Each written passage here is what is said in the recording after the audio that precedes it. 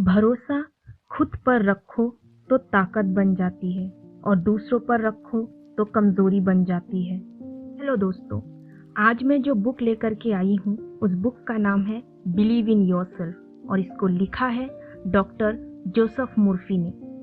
Author ने इस book में कुल 4 की पॉइंट समझाए हुए हैं, तो आइए जानते हैं वो पॉइंट्स क्या है।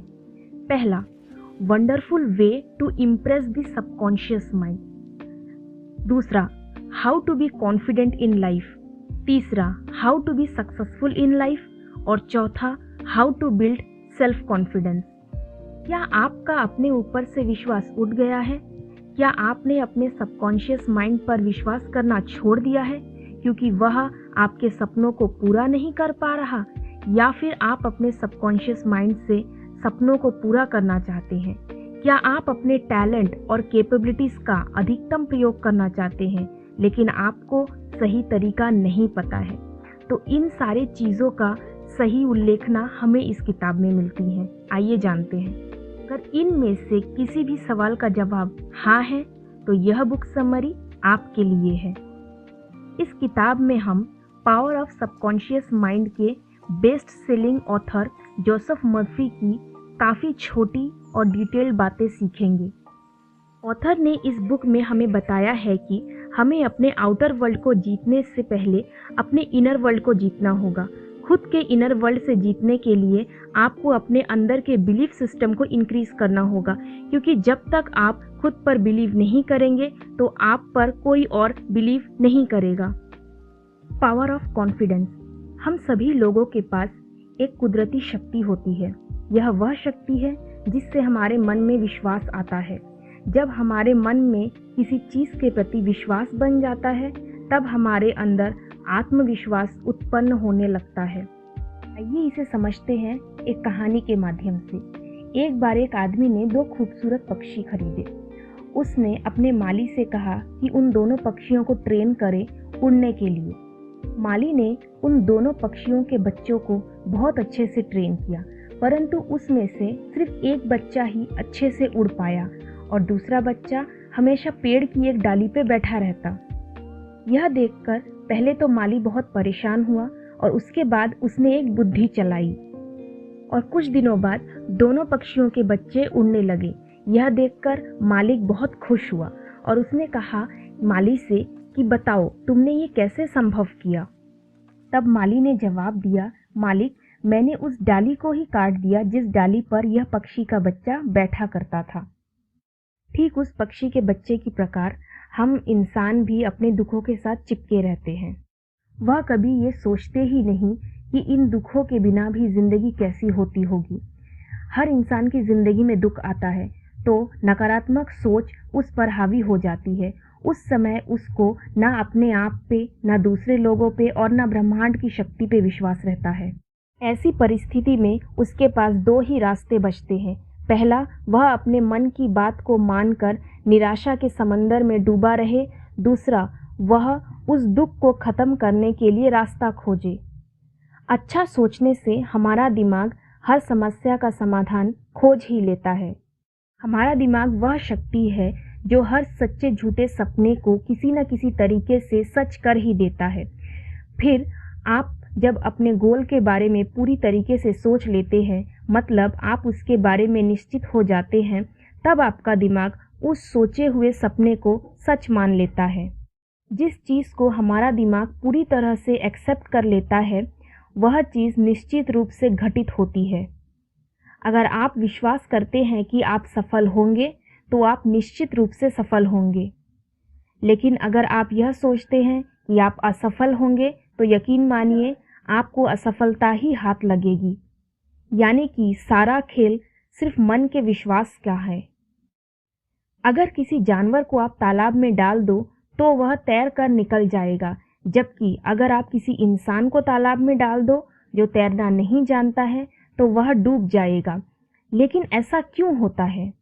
ऐसा इसीलिए होता है क्योंकि उस जानवर को विश्वास होता है कि वह तैर कर पार हो जाएगा, इसीलिए वह सच में भी पार हो जाता है। इसका मतलब यह है कि उस कठिन परिस्थिति में भी इंसान नेगेटिव ही सोचता है। इससे यह साबित होता है कि इंसान को कोई ना कोई नेगेटिव चीज़ आकर्षित ज़रूर करती है। कि किसी इंसान को तैरना नहीं आता होगा तो वह यह विश्वास भी नहीं कर पाता कि वो तैर कर तालाब पार हो जाएगा, इसीलिए वह डूब जाता है। इससे हमें ये समझ में आता है कि इंसान को नेगेटिव चीज़ें बहुत आकर्षित करती हैं, लेकिन जिस दिन इंसान ने उस नेगेटिव चीज़ों को काटना सीख लिया, मतलब उस दिन से उसके जीवन में बदलाव आना शुरू हो जाएगा। ऑथर कहते हैं कि your feelings are your biggest weapon.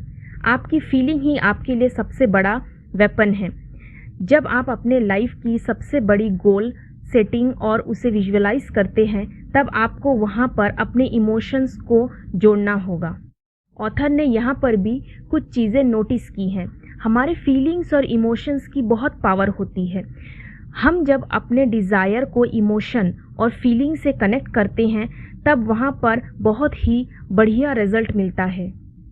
अगर आप ऐसा टारगेट सेट करते हैं जो आपको मोटिवेट नहीं करता, तो आपके लिए वहाँ पर फीलिंग्स को लॉन्ग टर्म में कनेक्ट कर पाना बहुत ही चैलेंजिंग लगेगा। अगर आप रिजल्ट लाने के लिए बर्निंग डिज़ायर रखते हैं, तो आप नॉर्मली नियमित रूप से एक्शन लेते हैं, अपने डेस्टिनेशन की तरफ आगे बढ़ते हैं, लेकिन उससे पहले आपको अपनी बर्निंग डिज़ायर के लिए अवेयर रहना होगा। यह तभी संभव है जब आप अपने सबकॉन्शियस माइंड के साथ अपने रिलेशन को स्ट्रॉन्ग बनाएंगे। डिसिप्लिन्ड और कंट्रोल्ड इमेजिनेशन। एक बार ऑथर एक बड़े बिजनेसमैन से मिले। उस बिजनेसमैन ने ऑथर से बताया कि कैसे उसने अपने बिजनेस की शुरुआत एक छोटे से स्टोर से की थी। उसने कहा कि वह बहुत बड़े बड़े सपने देखता था।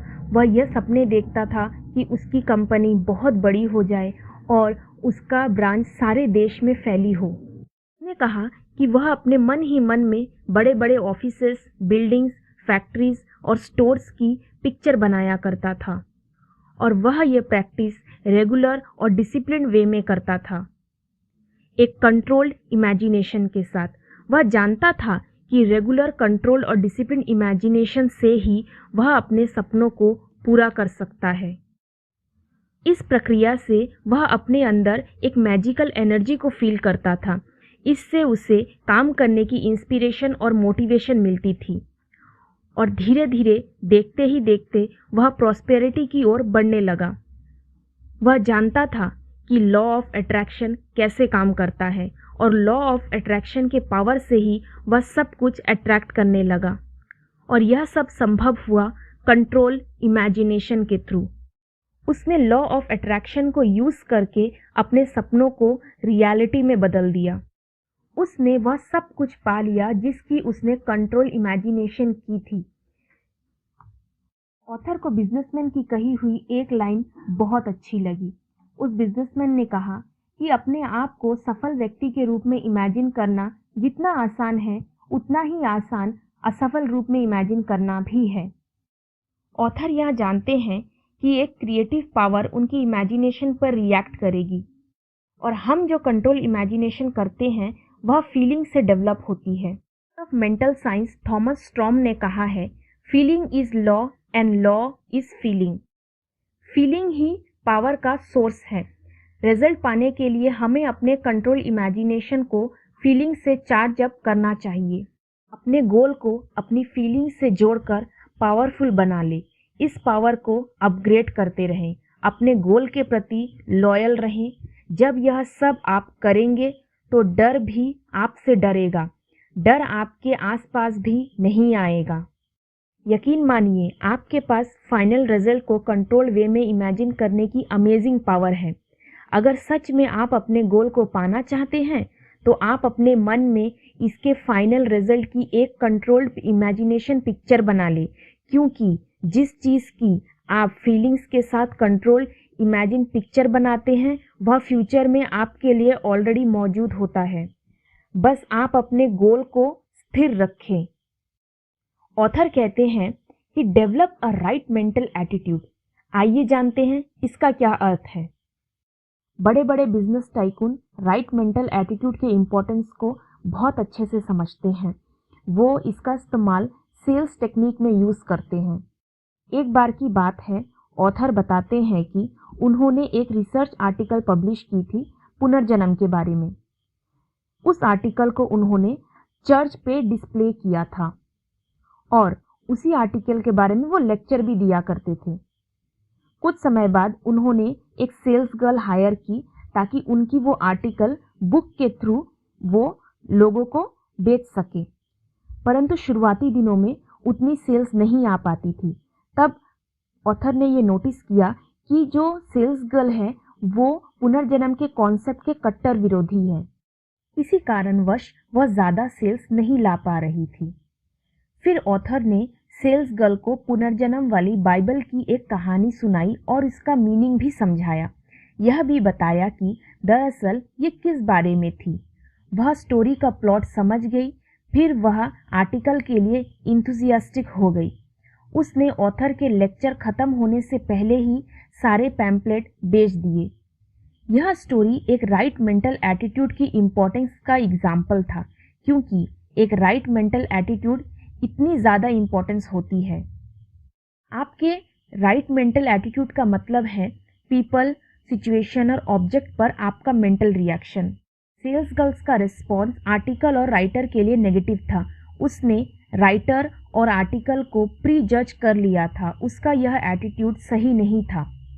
हम राइट एटीट्यूड तब डेवलप करते हैं जब हमें समझ आ जाए कि कोई भी बाहरी चीज़ तब तक हमें हार्म नहीं कर सकती जब तक उस पर हमारी मानसिक सहमति ना हो। हम आउटसाइड नेगेटिविटी को पावर तब देते हैं जब हम उसे अपने अंदर आने की सहमति देते हैं। अदरवाइज आउटसाइड नेगेटिविटी में अपनी कोई खुद की पावर नहीं होती है। ऑथर कहते हैं कि कई लोगों का अपने जीवन को लेकर के सैड व्यू या पैसिफिस्टिक एटीट्यूड होता है, जो कि मूल तरह से उनकी सारी परेशानियों का जड़ होता है। Power of belief. ऑथर बताते हैं कि उनका एक रिलेटिव था, उससे ट्यूबरक्लोसिस की बीमारी हो गई थी। उसके लंग्स में यह बीमारी बहुत ज़्यादा बढ़ गई थी। तब उसके बेटे ने एक दिन उसका इलाज करने का फैसला किया। वह वेस्टर्न ऑस्ट्रेलिया में पर्थ नाम के जगह में रहता था, जहां उसके फादर रहते थे।